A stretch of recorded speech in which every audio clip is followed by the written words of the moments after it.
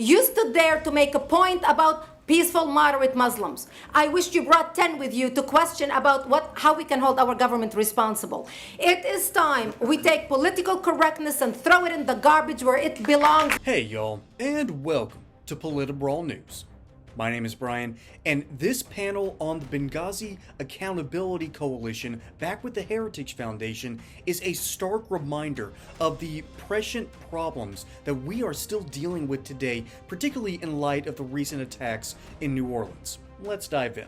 I am here to ask you a simple question. I know that we portray Islam and all Muslims as bad, but there's 1.8 billion Muslim followers of Islam. We have 8 million plus Muslim Americans in this country, and I don't see them represented here. But my question is, how can we fight an ideological war with weapons? How can we ever end this war? The jihadist ideology that you talk about, it's an ideology. How can you ever win this thing if you don't address it ideologically? Great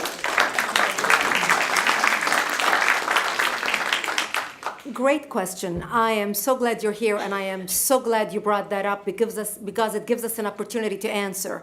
What I find so amazing is since the beginning of this panel, which we are here about Benghazi attack against our people, not one person mentioned Muslims. We are here against Islam, or we're launching war against Muslims. We are here to discuss how 4 Americans died and what our government is doing. We were not here to bash Muslims. You were the one who brought up the issue about most Muslims, not us. And since you brought it up, allow me to elaborate with my answer. There are 1.2 billion Muslims in the world today. Of course, not all of them are radicals. The majority of them are peaceful people. The radicals are estimated to be between 15 to 25%, according to all intelligence services around the world. That leaves 75% of them peaceful people. But when you look at 15 to 25% of the world Muslim population, you're looking at 180 million to 300 million people dedicated to the destruction of Western civilization. That is as big of the United States. So why should we worry about the radicals, 15 to 25%?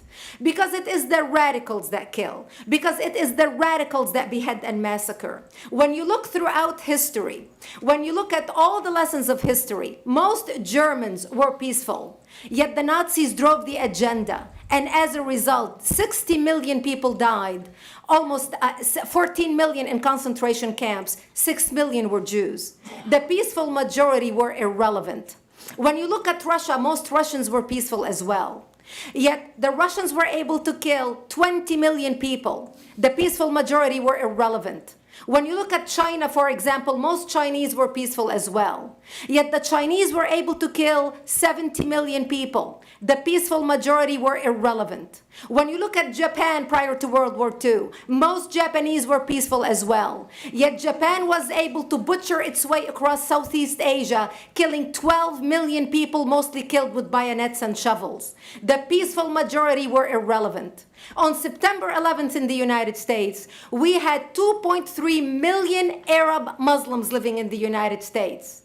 It took 19 hijackers, 19 radicals to bring America down to its knees, destroy the World Trade Center, attack the Pentagon, and kill almost 3,000 Americans that day. The peaceful majority were irrelevant. So for all our powers of reasons and us talking about moderate and peaceful Muslims, I'm glad you're here. But where are the others speaking out? And since you are the only Muslim representative,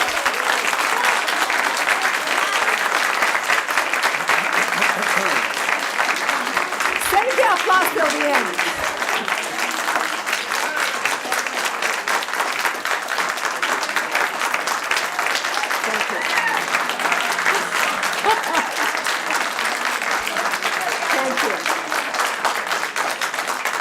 And since you're the only Muslim representative in here, you took the limelight instead of speaking about why our government, and I assume, are you an American?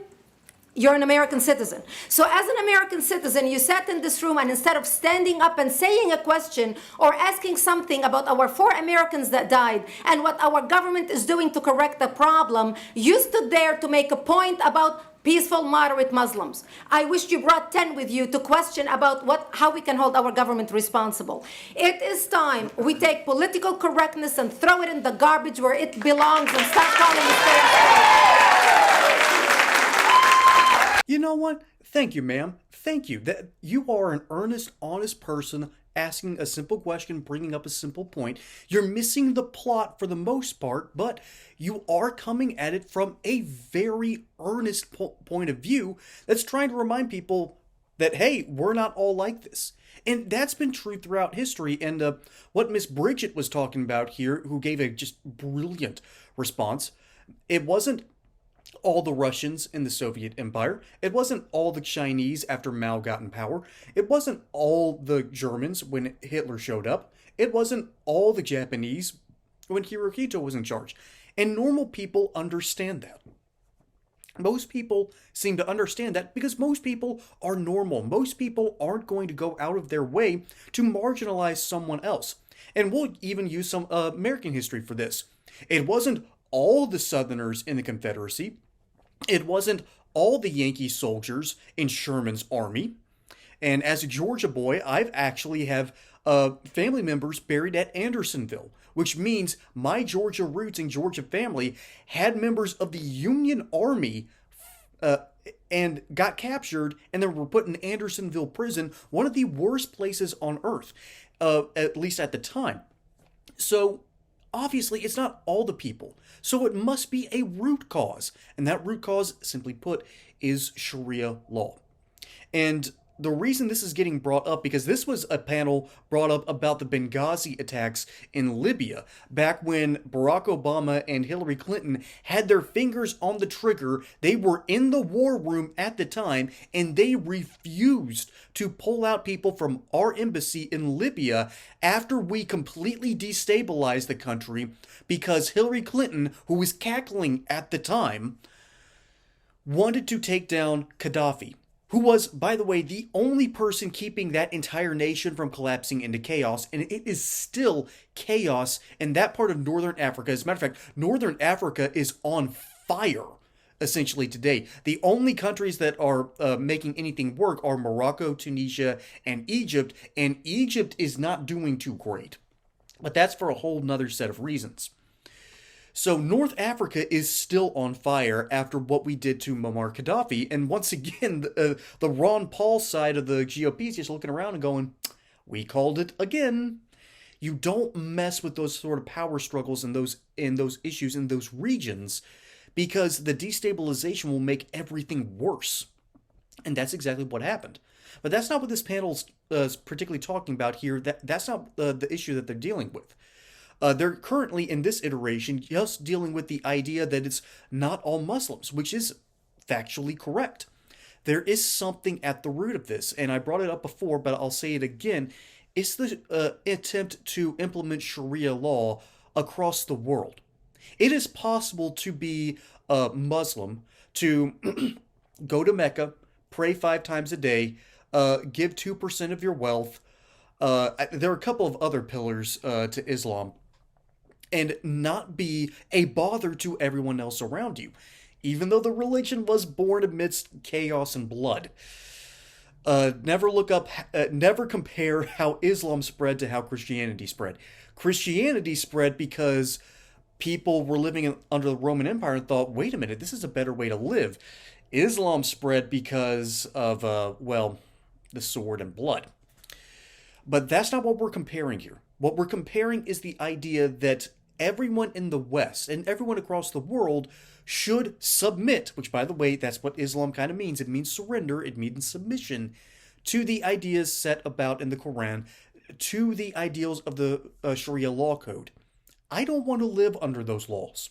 All right? I have a completely different religion. And as a matter of fact, this little Crusader Knight is a direct response to the ills and the problems that were created by Islam.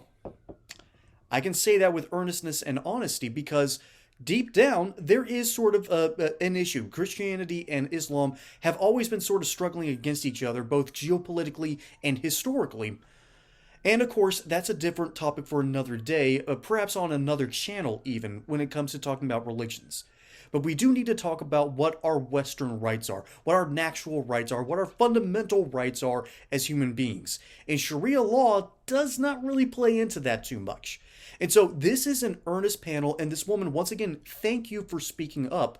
You are proof that coexistence is possible, but it does require a different sort of submission, a submission to a will outside of Islam, and that's difficult for a lot of people to process, particularly those who practice Sharia law. So that's a longer topic for another day, and we have to end on this note. We have to end on this ideal. We were once again attacked in New Orleans just the other day by someone who was radicalized. And that's what these people are talking about. They're talking about the radical iterations that can come from Islam. We have seen radical iterations in the West, and the panel brought this up very perfectly. They brought up of what the radicals of Marx can do and what the outgrowths of Marx can do. Never forget, the Nazis, what was it short for? National Socialist. So that was an outgrowth of Karl Marx's ideas. So the radical element can be present anywhere in the world. It is up to us to make sure that we don't go over that edge. It is up to us as people, as individuals, and even this nice young lady as a Muslim.